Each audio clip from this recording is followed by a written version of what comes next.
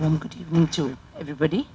With T.J. Srinivasaraghavan, Mrs. Bhavani, Mr. Venkatakrishnan, friends and colleagues of the Madras Chamber, members, committee members. Today, it's indeed an honor and a privilege for me to participate this evening at the launch of the N. Srinivasan Memorial Lecture Series. And I'd like to say that today, as we launch this, and we lost him last year, as I was requested to do, I'd like to spend not so much of the memorial lecture as a memorial meeting and talk to you today primarily about Mr. Srinivasan. So this being our first meeting, as Bhavani requested me to do, I will really focus on talking about him today and what he stood for. A man of eminent stature and president of the Madras Chamber, he was an active proponent of the Chamber's role in the economic development of Tamil Nadu. And it's indeed appropriate that this endowment fund and memorial series is being set up by his daughter, Ms. Bhavani Balasubramaniam, and his son, Mr. Venkatakrishnan, in partnership with and under the auspices of the Madras Chamber. We dedicate this inaugural session to his memory, to reflect and learn from his life, his invaluable contributions, impeccable professionalism, and human values par excellence. Fraser and Ross, commencing from its founding in the British era and during the first 5 decades of an independent India, played an iconic role in the creation of an ecosystem that fostered industrial progress with strong ethical standards in South India. Fraser and Ross partnered businesses to create enterprises with fundamentally strong processes and governance standards. And these companies are recognized even today for their accounting practices, transparency, and business ethics. Amongst its leading clients were Best & Company, Richardson & Frudos, the Imperial Bank, SBI of those days, public sector companies like BEML, HAL, BHEL, and major South Indian groups including Amalgamations, Murugapas, and the Chidambaram Group. Under the tutelage of its founders and with the professional approach that the firm nurtured, were built leaders of repute with legendary professionalism in accounting, audit, board governance, and policy advocacy. And I'm happy to share on this occasion that my illustrious grandfather was also an alumni of Fraser and Ross before he joined Simpson. I think I'm right in saying that. My uncle is here. I think he will bear me out if I made a mistake, but he was in Fraser and Ross before he joined Simpson and Company. In this environment and culture was groomed the young Srinivasan, who joined the firm in 1951. He imbibed fully its culture, embodied its values, and grew to become a legendary professional, known for his expertise, as was already mentioned, in audit, accounting, company law, SEBI, taxation, and board governance. A pillar of support and knowledge to business leaders of the region and the international firms that he represented. And as the business line noted on his demise, he was a giant of a chartered accountant. Humble, and I really would like to stress this point, he was humble and he was ever so warm and ready to help. Anybody could approach him. Even the youngest aspirant, the junior most person, could approach him, and each of those who approached him, be they renowned leaders or young aspirants, he gave the very best. He gave the very best, and I came to know him when I was very young, and he gave the very best, and I think I have Sunita also here, whom he mentored. Did I see you here, Sunita? Sunita also here, whom he mentored very closely. And to each of us who approached him, he gave his best in terms of advice and support, deep engagement. Every relationship was a deep engagement, great loyalty, and very genuine affection. He was indeed a guru to all. And in this audience, I can see a few familiar faces here who have benefited from this mentorship of the luminary from Fraser and Ross. And on behalf of all of you and my own behalf, let me express my most sincere gratitude for his support, his advice, and his mentorship. NS, as he was certainly fondly known, to his friends, colleagues, and even if you were much younger, you called him NS. and he encouraged us to do that. He was a true friend, a close associate, and a confidant of my father, Mr. Sivasena. This was perhaps not surprising, given Mr. Anantaram Krishnan's early career was in Fraser and Ross, and there was a shared culture between two British origin organizations. And when my father took over as chairman of amalgamations, I recall those days when Mr. A.K. Sivaramakrishnan and Mr. N. Srinivasan were faces of the firm. An amalgamations group saw in these partners of Fraser and Ross genuine business partners, and that the relationship grew beyond just being auditor-auditee relationship bears testimony to the professional status and the wisdom of these men. And I'd like to share a little story, and which I came to know only 2 days ago from one of the poems that he had written. Of course, he then published, and I must share this with you all. He then published a little book periodically of the poems that he wrote, and for each one of us got a little book on the poems that he had written over a period of time. Over a period of time, he wrote us many poems on different occasions. So each of us got this as well from him as a book of poems. And I was going through this book of poems, and a new point in history emerged. When the team went from amalgamations to do due diligence on Massey Ferguson India, before it became a part of the amalgamations group, NS was at the other side of the table. He has mentioned in his poem that I awaited to greet Mr. Sivasalem. I wanted to meet this young man along with Ketchel, as he mentions in his poem.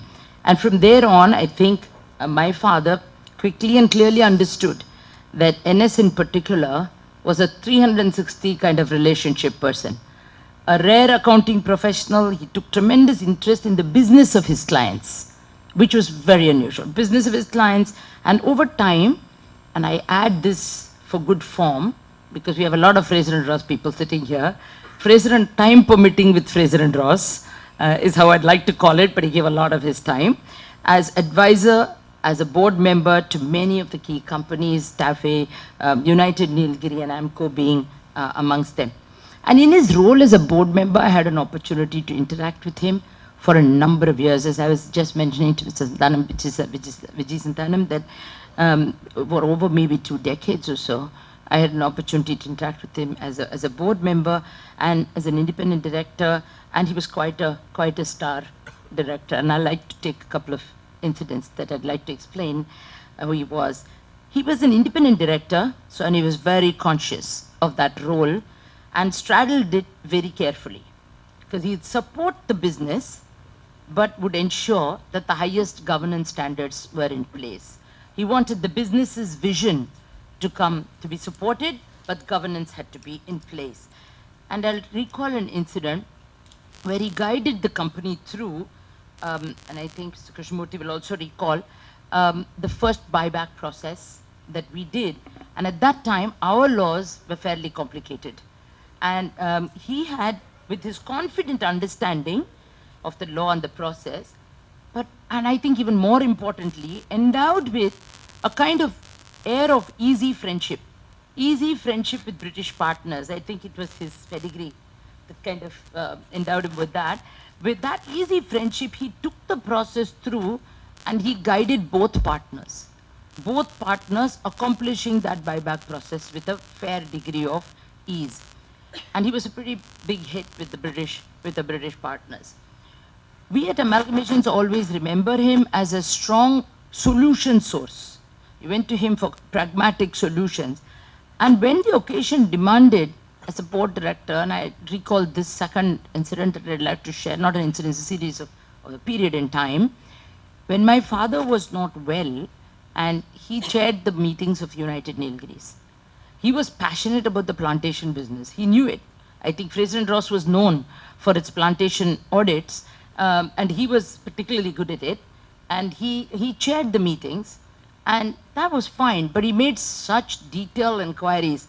At one point, I think the finance people of those companies would really be worried. I saw Mr. Rajgopal also here, I think, yeah. So they were the auditors at that time of United Nilgiri, and he went into great detail, because the intent was that as chairman recovers and comes back to take the reins the company must be in the pink of health.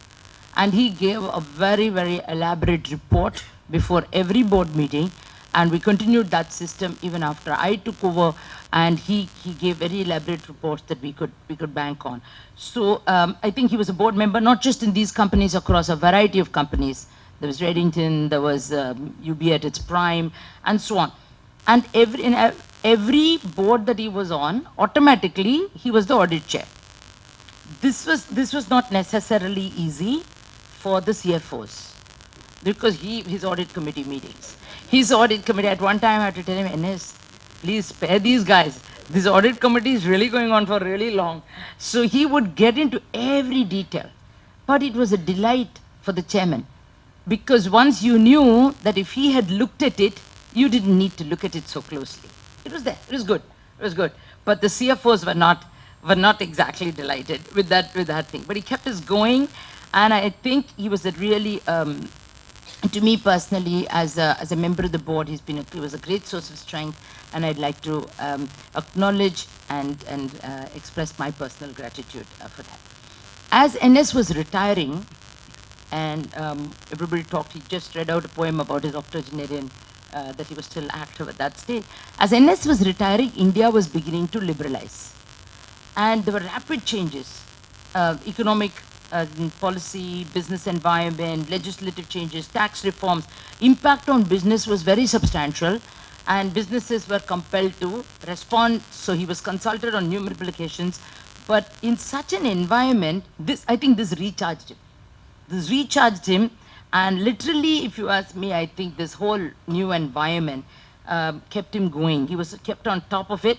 He kept on top of it. He was always up to date.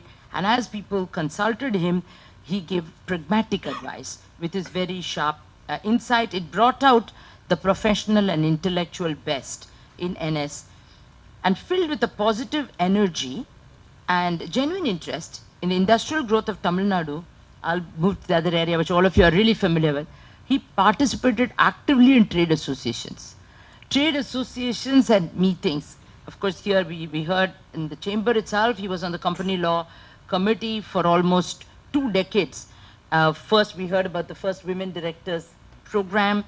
And of course, wherever he went, as I mentioned already, he did the accounts. No one else got a chance to look at those accounts that he did. And in his role as the president of the chamber, I think he exemplified exactness. I had a chance to be at the chamber when he was also active at the chamber. I can't remember which year I was president of the chamber, but I think it followed his term and Mr. Srinivasan of India Cement System. The president, he exemplified a certain exactness and credibility. And that's what I want to emphasize. And that went on to become the hallmark of the chamber. He was very involved with the Employers Federation. And that was one thing which perhaps the only one time I had to say no. I think you were part of that, Chambers, and he wanted me to take part in that, and that was one thing I said, no, yes, this I can't do. This is not for me. But he did persuade me to follow and take his role as the president of the Madras Management Association, and that was a very rich experience, and built upon my keen interest in management education and in leadership development. So thank you, NS, for encouraging me to do that stint. So he brought to the meetings of these chambers, these forums, the problems that his clients faced. And he took back to the boardroom the consensus view that was expressed by the business community. And I think this was way beyond what most really beyond what an accounting and auditing, realms of accounting and auditing professionals. He absolutely marveled at doing this. And as was mentioned earlier, there was indeed an old world charm about him, and you talked about him being meticulously attired, always punctual, and I think you called it sartorial dignity. And I was smiling to myself when you said that, because he was going to retire from the board of United Nilgiri, and we had a board meeting. He was sad to retire. He didn't want to retire. And to tell him, NS, we have to retire. We all have to retire at some point. And he was probably 87, something like that at that age. And he said that he was not, we had a board meeting and we were going to go into this, function that was organized for his retirement. And he said, please give me a few minutes. I said, why? What's the problem? You're not well? He said, no, no, no, I'll come back. I have to go to the hotel. So he left and he went to the hotel because he came back on time, but because he wanted to be in a proper suit. So I think he went, he showered, and he wore a new fresh suit and came properly attired for that function. I didn't, even the women, we didn't do that, but he was very, very particular. He did that, and that instance came back to mind. His command of English was, of course, fantastic. Drafting of documents, minutes. That's again great support to chairman, because if he had looked at the minutes, we said, has NS looked at the minutes? Let's go ahead. Let's go forward. That was great.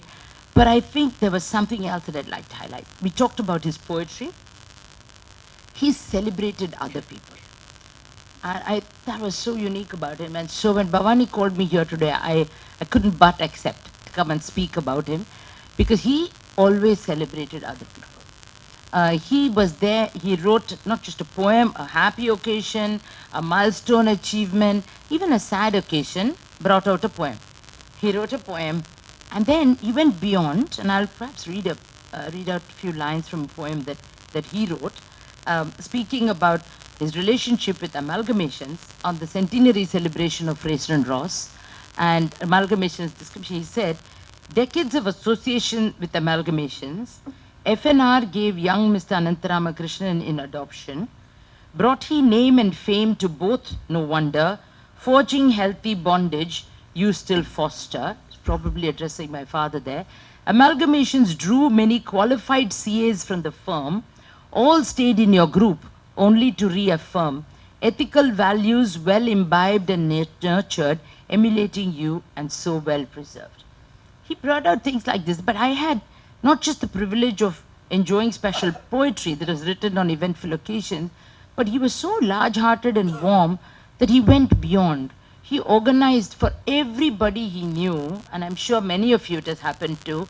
He went out of his way. He used the chamber, he used the MMA, he used the Employers Federation as forums to acknowledge, applaud, and encourage others.